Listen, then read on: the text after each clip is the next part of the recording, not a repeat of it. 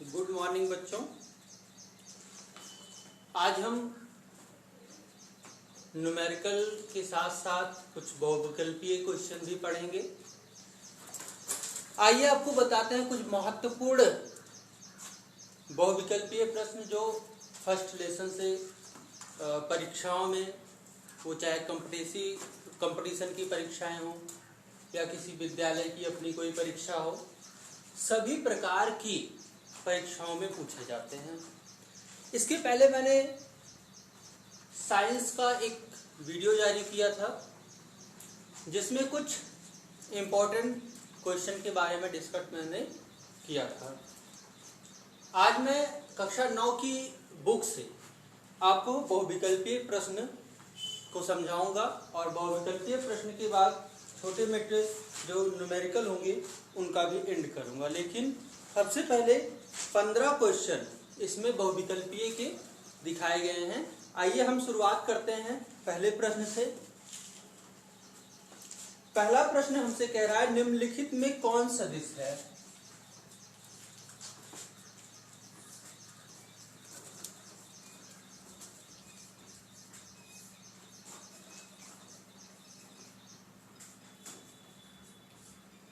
निम्नलिखित में से कौन सदिश है? 4 ऑप्शन आपको मिलते हैं। आपको हर जगह 4 ही ऑप्शन मिलते हैं। पहला है दूरी, दूसरा है त्वरण, तीसरा है द्रव्यमान और फोर्थ ऑप्शन है आपका समय। 4 ऑप्शन हैं। अब आपको यदि सदिश और अदिश पहचानना है तो सबसे पहले आपको सदिश और अदिश की परिभाषा आनी चाहिए कि आपको ये पता होना चाहिए कि सदिश राशि किसे कहते हैं और अदिश राशि किसे कहते हैं। आपको बता दें, सदिश की अगर हम परिभाषा दें तो कहते हैं कि ऐसी राशियां जिन्हें व्यक्त करने के लिए हमें परिमाण के साथ साथ, किसके साथ साथ, परिमाण के साथ साथ दिशा की आवश्यकता होती है, उन राशियों को हम सदिश राशियां कहते हैं। यानी कि कुछ ऐसी राशियां हैं जिन्हें बताने के लिए हमें परिमाण और दिशा दोनों की जरूरत पड़ती है। जिनमें इन दोनों की जरूरत पड़े वे राशियां कैसी राशियां कहलाती हैं? सदिश राशियां कहलाती हैं। अब हम बात करते हैं दूरी की। क्या दूरी सदिश राशि है या अदिश राशि है? आप खुद से सोचो। यदि आपको किसी भी वस्तु की दूरी, वो चाहे विद्यालय हो, घर हो या कोई भी स्थान हो, अगर आपसे पूछा जाए कि उस स्थान से और आपके स्थान तक की दूरी कितनी है, तो क्या आपको उसमें दिशा की जरूरत पड़ेगी? नहीं। जैसे आपसे किसी ने पूछ लिया लखनऊ कितना किलोमीटर है, यानी कि कितनी दूरी है लखनऊ की, तो आप बता देंगे 200 किलोमीटर, 250 किलोमीटर। तो दूरी को बताने के लिए आपको दिशा की कहीं भी कोई जरूरत नहीं पड़ी। अर्थात दूरी हमारी कैसी राशि निकली? अदिश। ये तो हो गया अदिश, यानी कि ये ऑप्शन हमारा गलत है। ये तो अदिश है, हमसे पूछा क्या है? सदिश। दूसरा ऑप्शन देखते हैं, त्वरण। त्वरण एक ऐसी राशि है जो 2 कंडीशन पे होती है। कंडीशन एक्चुअली इसका 3 होता है, 0, पॉजिटिव, नेगेटिव। वो 0 है कि पॉजिटिव है कि नेगेटिव है, इसको हम विशेष ध्यान देते हैं। क्या है इसमें? अगर एक्सीलरेशन यानी कि त्वरण पॉजिटिव है तो स्पीड लगातार बढ़ती है, और अगर स्पीड को घटाना हो तो एक्सीलरेशन को हम नेगेटिव रखते हैं। और अगर हम एक्सीलरेशन को 0 कर देते हैं, ऐसी स्थिति में क्या होता है? अगर आपने एक्सीलरेशन को 0 किया तो ना तो स्पीड बढ़ती है और ना ही स्पीड घटती है। अगर आपसे ये कहा जाए या आपने ये कहा कि मेरी बाइक में 5 मीटर प्रति सेकंड स्क्वायर का एक्सीलरेशन है, तो ये गलत है। क्यों? क्योंकि एक्सीलरेशन पॉजिटिव है या नेगेटिव? अगर पॉजिटिव होगा तो स्पीड बढ़ेगी और अगर नेगेटिव हुआ तो स्पीड घटेगी। यानी कि थोड़ा एक ऐसी राशि निकला कि जिसको बताने के लिए हमें दिशा बतानी पड़ेगी कि एक्सीलेटर आपका या एक्सीलरेशन आपका पॉजिटिव है या नेगेटिव है। अगर पॉजिटिव होगा तो हम समझ जाएंगे, यानी कि उस वस्तु की या उस गतिमान वस्तु की स्पीड में लगातार इजाफा हो रहा है, बढ़ोतरी हो रही है, और अगर नेगेटिव हुआ तो उसकी स्पीड लगातार घट रही है। ये कौन सी राशि निकला? सदिश राशि निकला। अब हम अगले पे चलते हैं, द्रव्यमान के बारे में बात कर लेते हैं अच्छे से एक्सप्लेन करके, क्योंकि अगले ऑप्शंस जो हमें मिलेंगे हो सकता है ऐसे ना हो, या अगर ऐसे होंगे तो हम उन्हें छोड़ देंगे। तो अच्छे से आप पहले क्वेश्चन को समझिए। द्रव्यमान की बात करते हैं। किसी भी वस्तु का द्रव्यमान यदि आपसे पूछा जाता है तो क्या आपको द्रव्यमान बताने के लिए दिशा की जरूरत पड़ती है या नहीं? अब आप कहेंगे सर एक ऑप्शन तो सही हो चुका है, यानी कि ये भी अदिश हुआ। नहीं, अदिश तो है, लेकिन कैसे अदिश है ये समझना हमारे लिए बहुत इंपॉर्टेंट है। जैसे आप मार्केट से लौटे, सब्जी खरीद के लौटे या कुछ भी खरीद के लौटे, आपसे पूछा गया आप कितना सामान लेकर आए हो, तो आप उसका द्रव्यमान बताओगे 5 kilo, 2 kilo, 4 kilo, 10 kilo, 20 kilo, 50 kilo, जो भी होगा।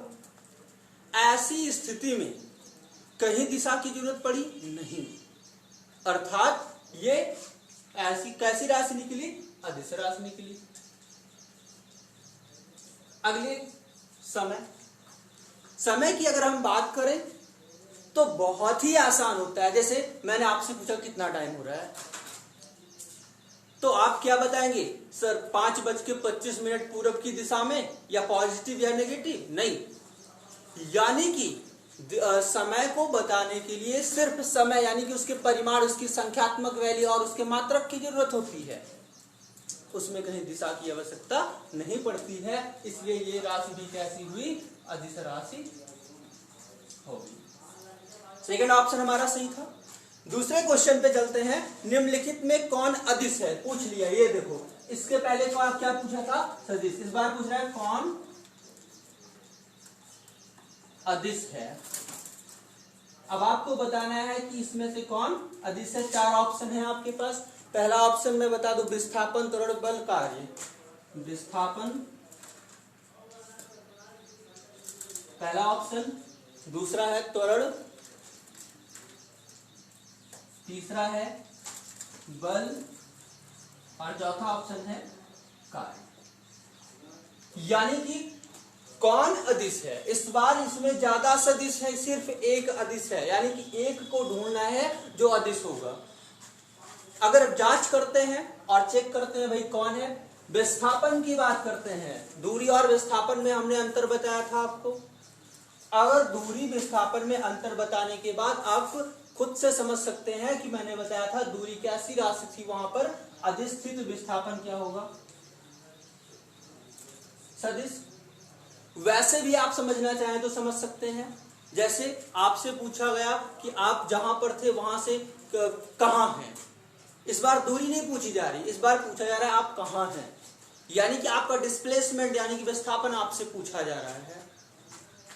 अब आप अपना डिस्प्लेसमेंट, अपना विस्थापन अगर बताना चाहते हैं कि हम यहां हैं, तो आपको बताना पड़ेगा कि आप पूरब की दिशा में 2 किलोमीटर, 4 किलोमीटर, 10 किलोमीटर, या जिधर भी आप हैं, बहुत गर्मी है भाई, जिधर भी आप हैं उधर किस दिशा में है। दिशा आपको बहुत इंपॉर्टेंट यहां पे होगी बताने के लिए। तो ये कैसी राशि निकली? सदिश। अब बात कर लेते हैं त्वरण। त्वरण के बारे में अभी हम लोगों ने प्रूफ किया, ये कैसी राशि थी भाई? सदिश। ये भी निकल गया। बल की बात करते हैं। बल के बारे में हमने बहुत अच्छे से आपको बताया था कि बल सदिश राशि है। कैसे सदिश राशि है? आपसे किसी ने गाड़ी पे धक्का लगाने को कहा तो आप किधर से धक्का लगाएंगे? आगे से, पीछे से, ऊपर से, नीचे से, उसे दिशा बतानी पड़ेगी। यानी कि बल भी कैसी राशि हुई? सदिश राशि है। अगली की बात कर लेते हैं कार्य। अब तो 3 सदिश निकले तो एक अदिश हो ही जाएगा, लेकिन ऐसा नहीं, हमें जानना है कि ये कैसे अदिश है। आपसे पूछा गया चलो आज दिन भर में आपने कितना कार्य किया, ठीक, तो कार्य को बताने के लिए आपको दिशा नहीं बतानी पड़ेगी, आपको सिर्फ अपने कार्य की यूनिट बतानी पड़ेगी, मात्रा की आपने कितना कार्य पूरे दिन में किया। कार्य किया भी कि नहीं किया। तो ये कार्य कैसी राशि है आपकी, अदिश राशि है। चलते हैं अगले क्वेश्चन की तरफ। हमारा अगला क्वेश्चन क्या है, कह रहा है विस्थापन का मात्रक है। चलो भाई, जिसको पता हो विस्थापन का मात्रक फटाक से लिख ले, तब तक मैं इसे मिटा लेता हूं।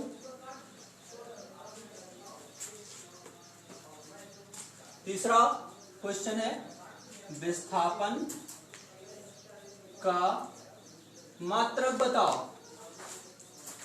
भाई दूरी और विस्थापन में अंतर सिर्फ इतना है कि वो सदिश है वो अदिश है, लेकिन नापा दोनों से लंबाई ही जाता है। और अगर दोनों से लंबाई ही मापा जाता है तो लंबाई का मात्रक क्या होता है, मीटर। क्या होता है, मीटर। ठीक, जिसे हम आमतौर पे m से प्रदर्शित कर लेते हैं। m से, ये मात्रक है, ध्यान से सुनिएगा। m मीटर लिखना हो तो m लिख सकते हैं, लेकिन आप मात्रक के स्थान पे m लिखेंगे तो मीटर समझा जाएगा। अगर राशि का नाम लिखने चल रहे हैं, जैसे आपको कहा गया द्रव्यमान लिखो, तो द्रव्यमान लिख दिया। द्रव्यमान अगर आप पूरा नहीं लिखना चाहते तो आप m लिख सकते हैं।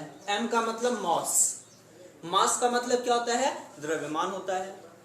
लेकिन अगर ये मात्रक, जैसे आपने लिख दिया द्रव्यमान 5, अब यह अगर आपने लिखा तो ये मास नहीं, द्रव्यमान नहीं, मीटर पढ़ा जाएगा। यानी कि मात्रक के स्थान पर अगर आप लिखेंगे m को तो मीटर है, और किसी राशि के नाम के लिए लिखेंगे तो क्या होगा, मास होगा, यानी कि द्रव्यमान होगा। अगले क्वेश्चन पे चलते हैं। चाल का मात्रक है, चाल का मात्रक पूछ रहा है आपसे।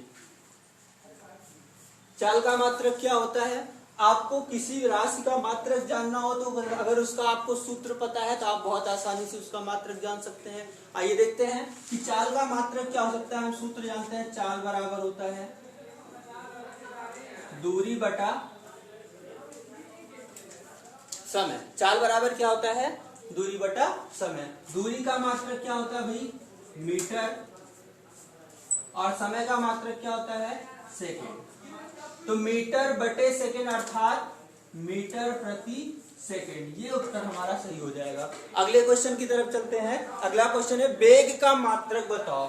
चाल बराबर दूरी बटा समय, वेग बराबर होता है विस्थापन बटा समय। वेग बराबर क्या होता है, विस्थापन बटा समय, और विस्थापन का मात्रक मीटर और समय का सेकंड। यानी कि आप देखेंगे विस्थापन और वेग दोनों के मात्रक एक ही होते हैं, सिर्फ फर्क क्या होता है कि चाल आपका अदिश राशि होता है और वेग आपका सदिश राशि होता है। चलते हैं अगले क्वेश्चन की तरफ। 5 क्वेश्चन हो गए हैं। आज हम 14 के 14 क्वेश्चन खत्म करके ही क्लास को खत्म करेंगे। छठा क्वेश्चन है हमारा, त्वरण का मात्रक बताओ भाई। चलो यही बगल में पढ़ लेते हैं। त्वरण, त्वरण का मात्रक बताना है आपको। त्वरण का मात्रक बताने के लिए मैंने कहा, अगर आपको किसी भी राशि का मात्रक जानना हो तो उसका फॉर्मूला पता होना चाहिए, ठीक है ना। तो त्वरण का फॉर्मूला क्या होता है, del v upon del t, अर्थात वेग परिवर्तन बटा समय अंतराल। आपको बता दें, जब भी कभी आपको किसी राशि का परिवर्तन लिखना हो, जैसे v का मतलब वेलोसिटी होता है वेग, t का मतलब टाइम यानी कि समय, अर्थात हमें वेग लिखना हो तो v से लिखते हैं और टाइम यानी कि समय लिखना हो तो t से लिखते हैं। बट अगर हमें समय में परिवर्तन लिखना है कि कितना समय में चेंज हुआ, पर समय कितना बदल गया या कितना समय लगा किसी कार्य को करने में, तो हम उस समय को t से नहीं डेल t से, यानी कि समय परिवर्तन, समय को t से और मिटा देते हैं।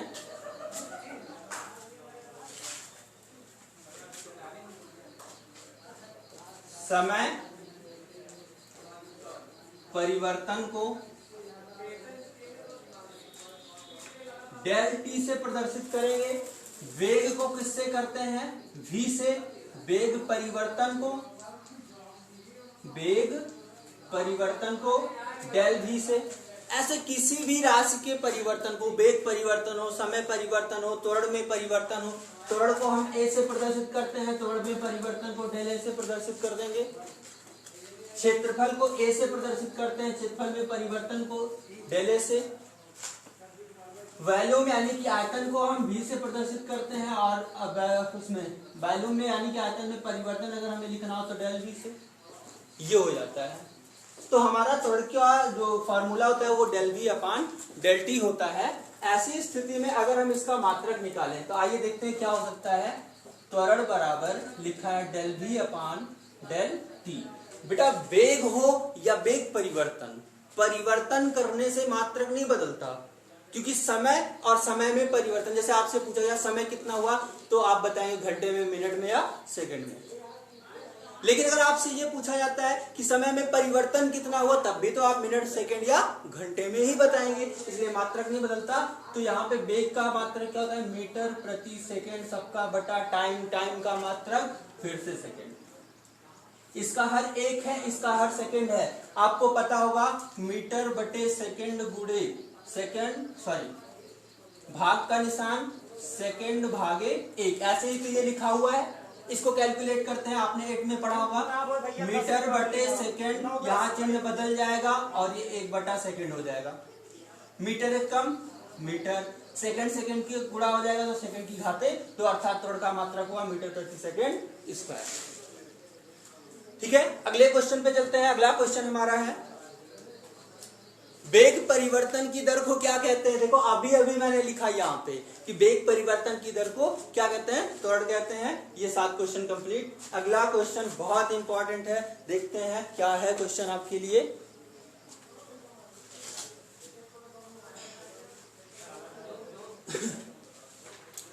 अगला क्वेश्चन है आपका 90 किलोमीटर प्रति घंटा की चाल।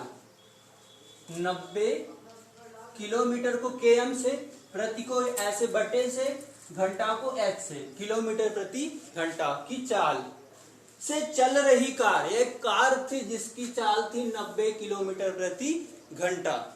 10 मिनट में कितनी दूर जाएगी।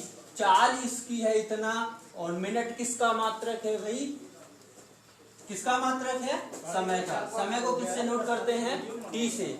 तो हमारा समय कितना दिया है, 10 मिनट। MIN से लिखेंगे, नहीं तो M लिख दो, मीटर हो जाएगा। ठीक है ना। तो आपसे कह रहा है कितनी दूरी तय करेगी, दूरी को किससे नोट करेंगे, S से, स्पेस। चलिए आइए दूरी ज्ञात करते हैं। आप कहेंगे सर चाल बराबर दूरी बटा समय होता है, तो वहां से हम दूरी निकाल सकते हैं। लेकिन इसमें क्या कठिनाइयां हैं, उन कठिनाइयों पे ध्यान देते हैं।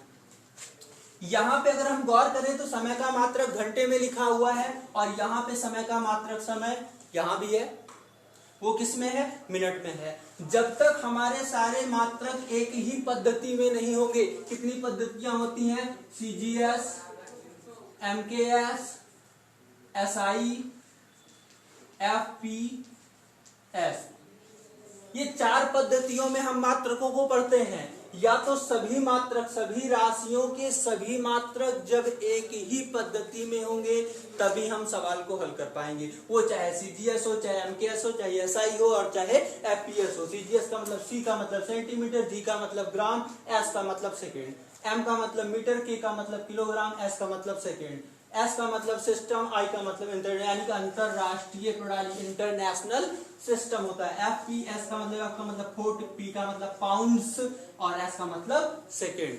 यानी कि अगर आप CGS में हल करोगे तो लंबाई सेंटीमीटर में, द्रव्यमान ग्राम में, और समय सेकेंड में होना चाहिए। लेकिन अगर MKS में हल करना चाहते हैं तो लंबाई मीटर में, द्रव्यमान किलोग्राम में, और समय सेकेंड में होना चाहिए। अगर आप SI में, तो SI के मात्रकों की लिस्ट मैं आपको दे दूंगा। अगला है FPS। FPS का मतलब लंबाई फुट में हो, द्रव्यमान पाउंड्स में हो, और समय सेकंड में हो। तो यहाँ पे हम देखें, यहाँ तो मात्रक ना सेकंड कहीं नहीं दिख रहा, और यहाँ पे तो मात्रक सेकंड ही सेकंड दिख रहा है। या तो आप इन दोनों मात्रकों को सेकंड में बदल लो, या तो दोनों को घंटे में बदल लो, या तो दोनों को मिनट में बदल लो। हम एक बार दोनों को घंटे में बदल के हल करेंगे, और एक बार दोनों को मिनट में बदल के हल करेंगे, और एक बार हम दोनों को सेकंड में भी बदल के हल करेंगे। यानी कि एक ही क्वेश्चन को हम 3 बार हल करेंगे। ठीक है ना, टाइम पास नहीं करेंगे, तरीका बताएंगे। चलिए देखते हैं क्या है सबसे पहला तरीका।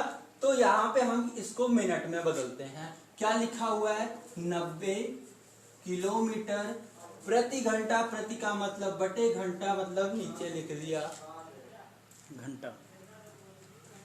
ठीक है, अब आगे बढ़ते हैं। ये किलोमीटर को नहीं बदलेंगे हम सिर्फ बदलेंगे किसको, घंटे को। किस में बदलेंगे, मिनट में बदलेंगे। चलिए इसी को बदल लेते हैं। 90 गुणे किलोमीटर को लिख सकते हैं 1 किलोमीटर, और बटे घंटे को लिख सकते हैं 1 घंटे, क्योंकि किसी भी संख्या में हम 1 से गुणा कर सकते हैं। तो यहाँ पे भी मैंने 1 से गुणा कर दिया। अब हमें 1 घंटे के स्थान पे क्या लिखना है, मिनट को लिखना है। अब 1 घंटे में कितने मिनट होते हैं आप जानते होंगे, 60 मिनट होते हैं। ये अगर 90 गुणे 1 किलोमीटर बटे 60 मिनट, यानी कि आप चाहो तो 60 मिनट लिखो और चाहो तो 1 घंटा लिखो, दोनों राइट होगा। अब इसे कैलकुलेट कर लेते हैं।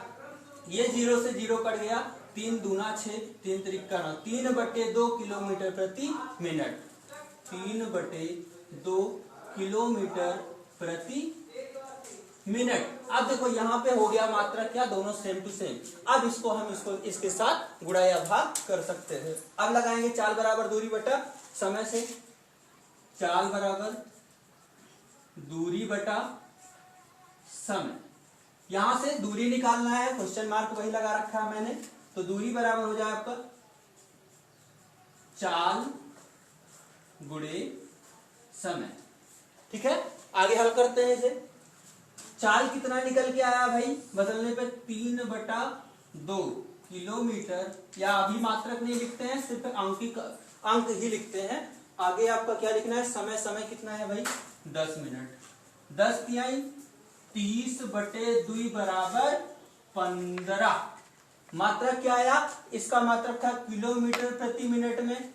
आप लिख लेते हैं किलोमीटर बटे मिनट, और समय का मात्रक क्या था, मिनट, तो गुणे मिनट। मिनट से मिनट कट गया, बचा क्या 15 किलोमीटर। ये आपका आंसर आ गया। ठीक है, ये तो मैंने मिनट में दोनों को चेंज कर लिया। अब हम क्या करेंगे, दोनों को घंटे में बदल के देखते हैं क्या उत्तर कैसे आता है, क्या सही होता है या गलत होता है।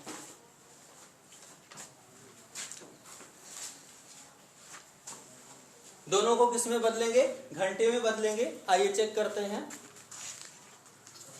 ये तो पहले से घंटे में है, इसी मिनट को घंटे में हम लोगों को बदलना है। चलिए इस बदलते हैं। t बराबर 10 मिनट, 10 मिनट के स्थान पे 10 गुणे 1 मिनट लिख सकते हैं हम। अब मिनट के स्थान पे घंटे में, जैसे हम 60 मिनट लिखा हो तो 1 घंटा लिख सकते हैं। यहाँ पे 1 मिनट लिखा है, कितने घंटे के बराबर होगा, यहाँ पे 60 में 1 से गुणा कर सकते हैं, 1 मिनट यहीं छोड़ देंगे, 60 गुणे में उधर जाएगा तो भाग में, ये हो जाएगा 1 मिनट बराबर 1 घंटे बटा 60, यानी 1/60 घंटे लिख सकता हूं मैं 1 मिनट के स्थान पर। ये हो जाएगा 10 गुणे 1/60। ये किस में बदल गया, घंटे में। 0 से 0 कट गया, 1 कम 1/6 घंटे। ये आपका आया क्या भाई, समय। अब हमें फिर से वही दूरी निकालना है। दूरी बराबर होता है चाल गुणे समय। चाल है हमारा 90 किलोमीटर प्रति, यानी कि बटे घंटे में, और गुणे समय करना है। समय कितना है, 1/6 घंटे। 6 से भाग देंगे, 15 छक्का 90, 15 घंटे से घंटा कटेगा क्योंकि ये ऊपर नीचे था हर, और अंत में 15, और कौन बचा, किलोमीटर, 15 किलोमीटर। उत्तर फिर से वही है। ठीक है, तरीका दोनों एक जैसा है, और लगाओ चाहे जिस तरीके से, आंसर आपका सही आएगा अगर कैलकुलेशन सही होगा। मिलते हैं आपको अगली वीडियो में आगे के क्वेश्चन के साथ, क्योंकि बहुत ज्यादा टाइम हो रहा है। हम मिलेंगे अब नेक्स्ट डे। आप हमारे चैनल को सब्सक्राइब करें, लाइक करें और शेयर करना ना भूलें। धन्यवाद।